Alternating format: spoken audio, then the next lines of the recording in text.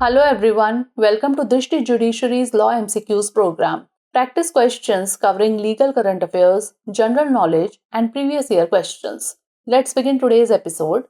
First question is, under which section of the Bharatiya Nagrik Suraksha Sanhita 2023 is the charge sheet defined? Section 190, Section 191, Section 192 or Section 193?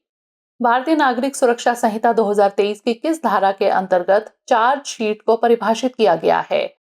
धारा 190, धारा 191, धारा 192 या फिर धारा 193? The correct answer is option D, section 193. इसका सही जवाब है ऑप्शन डी, धारा 193.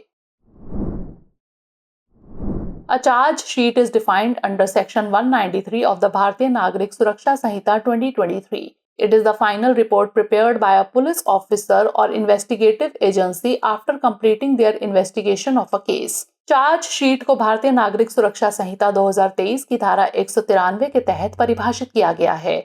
चार्ज शीट किसी मामले की जांच पूरी करने के बाद पुलिस अधिकारी या जांच एजेंसी द्वारा तैयार की गई अंतिम रिपोर्ट है. Next question, under whose jurisdiction does road safety fall in India? Central government, state governments, municipal corporations और लोकल पुलिस. भारत में सड़क सुरक्षा किसके अधिकार क्षेत्र में आती है?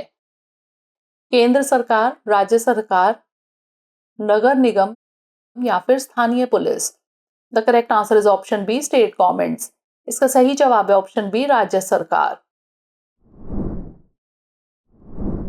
Road safety falls under the jurisdiction of the state governments in India. The Motor Vehicles Act 1988 is administered by the Transport Department, which is a significant revenue generating entity within the government. The Motor Vehicles Act 1988 is an act passed by the Parliament of India which came into force from 1st July 1989 and is applicable to whole of India. Bharat में सड़क सुरक्षा राज्य सरकारों के अधिकार क्षेत्र में आती है. मोटर वाहन अधिनियम 1988 का प्रशासन परिवहन विभाग द्वारा किया जाता है, जो सरकार के भीतर एक महत्वपूर्ण राजस्व उत्पादक इकाई है. मोटर वाहन अधिनियम 1988 भारत की संसद द्वारा पारित एक अधिनियम है और यह 1 जुलाई 1989 से लागू हुआ था, जो पूरे भारत में लागू है. Next question, who must authorize the written complaint for the court to take cognizance of forgery? Police officer, public prosecutor, officer authorized by the court or private individual? जालसाजी का संज्ञान लेने के लिए न्यायालय को लिखित शिकायत के लिए किसे अधिकृत करना चाहिए? पुलिस अधिकारी, सरकारी वकील, न्यायालय द्वारा प्राधिकृत अधिकारी या फिर निजी व्यक्ति? The correct answer is option C, officer authorised by the court. इसका सही जवाब है ऑप्शन सी, न्यायालय द्वारा प्राधिकृत अधिकारी.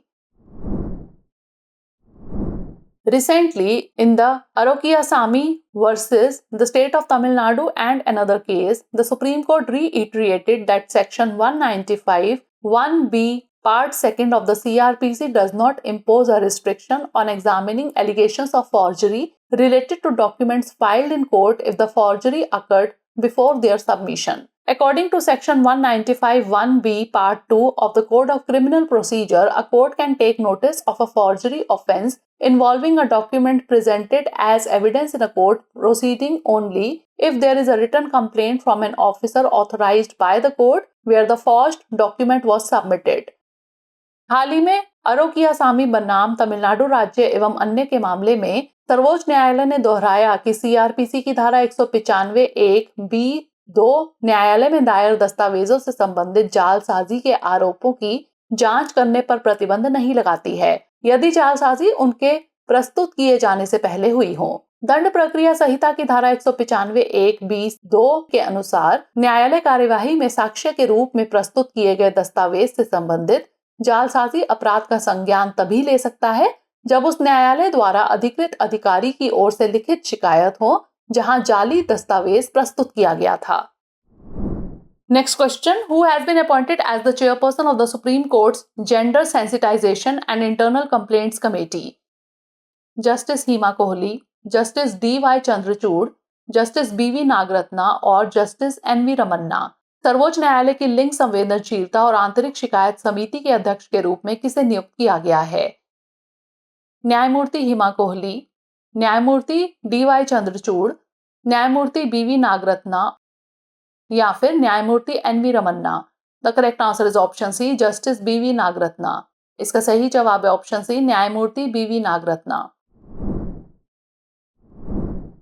Recently, Justice B.V. Nagratna has been appointed as the chairperson of the Supreme Court's Gender Sensitization and Internal Complaints Committee, succeeding Justice Hema Kohli.